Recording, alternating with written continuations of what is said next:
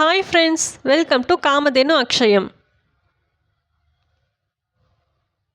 Mixing பவுலில் 1 cup அளவுக்கு மைதா மாவு எடுத்திருக்கேன். இப்போ இது கூட கொஞ்சம் கொஞ்சமாக தண்ணி சேர்த்து மாவை நல்லா பிசைஞ்சு எடுத்துக்கலாம்.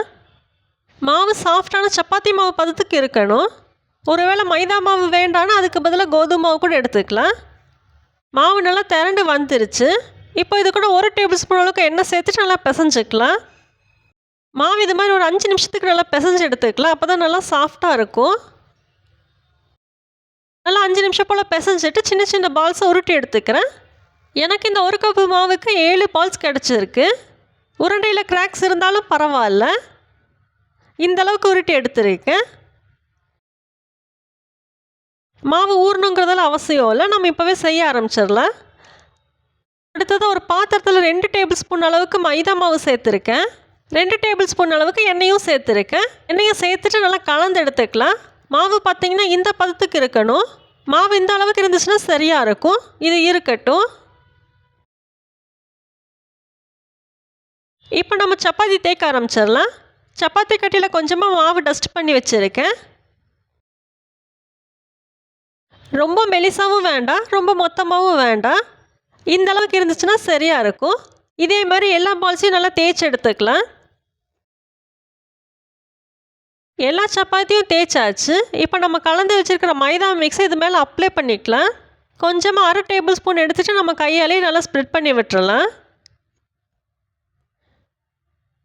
இது மாதிரி ஈவனாக எல்லா பக்கமும் ஸ்ப்ரெட் பண்ணி விட்டுட்டு இதுக்கு மேலே இன்னொரு சப்பாத்தியும் வச்சிடலாம்.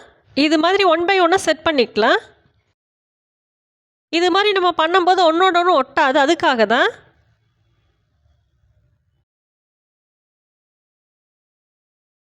தேய்ச்சி வச்சுக்கிற எல்லா சப்பாத்தியும் செட் பண்ணியாச்சு. இதுக்கு மேலே கொஞ்சமாக மாவு அப்ளை பண்ணிடலாம். இப்போ இதை நல்லா ரோல் பண்ணி எடுத்துக்கலாம்.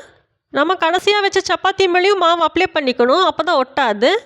எல்லா சப்பாத்தியும் ஒன்று சேர்த்து இது மாதிரி ரோல் பண்ண வேண்டியது தான்.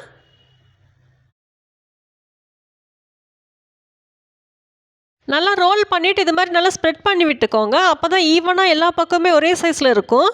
இப்படி நம்ம பண்ணும்போது 2 எட்ஜஸும் ஒரே சைஸ்லேயே கிடைக்கும். ஈவனாக ஸ்ப்ரெட் பண்ணி விட்டதுக்கப்புறம் இதை சின்ன சின்னதாக கட் பண்ணி எடுத்துக்கலாம்.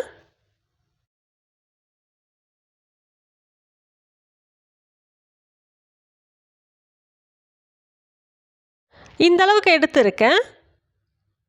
இதை இப்போ நம்ம கையாலே நல்லா ரவுண்ட் ஷேப்பில் கொண்டு வந்துட்டு நம்ம கையாலேயே தட்டிக்கலாம். இது மாதிரி நம்ம கையாலேயே ஸ்ப்ரெட் பண்ணி விட்டாலே போதும், கட்டை வச்சு தேய்க்கணுங்கிறது அவசியம் இல்லை.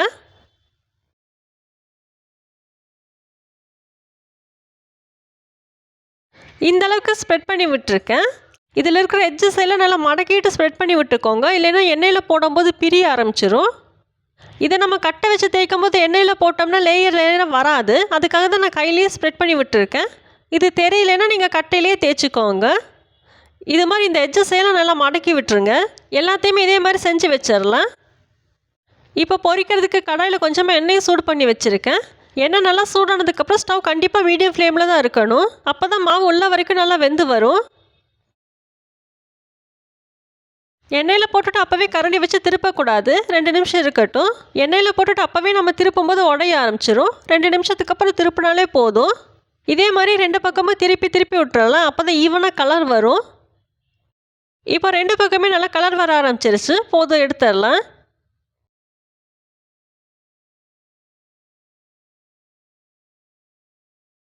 இப்போ சர்க்கரை பாகு ரெடி பண்ணுறதுக்கு 1/2 கப் அளவுக்கு சர்க்கரை எடுத்திருக்கேன். இது கூட 1/2 கப் அளவுக்கு தண்ணி சேர்த்துக்கலாம். சர்க்கரை பாகு பிசுபிசுப்பான கன்சிஸ்டன்சியில் வந்தாலே போதும். இது பார்த்திங்கன்னா சர்க்கரை பாகில் டிப் பண்ணி எடுத்தாலே போதும். அதுக்காக தான் நான் 1/2 கப் அளவுக்கு சர்க்கரை எடுத்திருக்கேன். ஒருவேளை சர்க்கரை பாகில் ஊற வச்சு சாப்பிட்டா நல்லாயிருக்கும்னு நினைக்கிறவங்க 1 கப் அளவுக்கு சர்க்கரை எடுத்துக்கோங்க. இது கூட தட்டி வச்சுருக்கிற ஏலக்காய் ஒன்று சேர்த்துக்கிறேன். இது பார்த்திங்கன்னா மைல்டான ஸ்வீட் இருந்தால் தான் நல்லாயிருக்கும். நம்ம சர்க்கரை பாகில் போட்டு எடுக்கும் போதே கரெக்டான ஸ்வீட்டுக்கு வந்துடும். சர்க்கரை பாகு கொதிக்க ஆரம்பித்து 2-3 நிமிஷம் போல் இருக்கும். இப்போ பதம் பார்த்துடலாம். இது மாதிரி நம்ம தொட்டு பார்த்தோம்னா பிசுப்பாக இருந்தால் போதும். நம்ம குலாப் ஜானுக்கெலாம் ரெடி பண்ணுவோம்ல, அது மாதிரி போதும். ஸ்டவ் ஆஃப் பண்ணிடலாம். ஸ்டவ் ஆஃப் பண்ணிவிட்டு இப்போவே நம்ம சுட்டு வச்சுருக்கிறதெல்லாம் இது கூட சேர்த்துக்கலாம். ஒருவேளை நீங்கள் சர்க்கரை பாகு முதல்ல ரெடி பண்ணி வச்சிட்டிங்கன்னா நம்ம பூரியை சேர்க்கும் போது லைட்டாக சூடு பண்ணிக்கோங்க, அப்போ தான் சீக்கிரமாக அப்சர்வ் பண்ணும். இது மாதிரி 2 பக்கம் நல்லா திருப்பி விட்டுறலாம். 1 நிமிஷம் சக்கரை பாகில் இருந்தாலே போதும். இந்த அளவு ஸ்வீட் தான் இதுக்கு நல்லா இருக்கும்.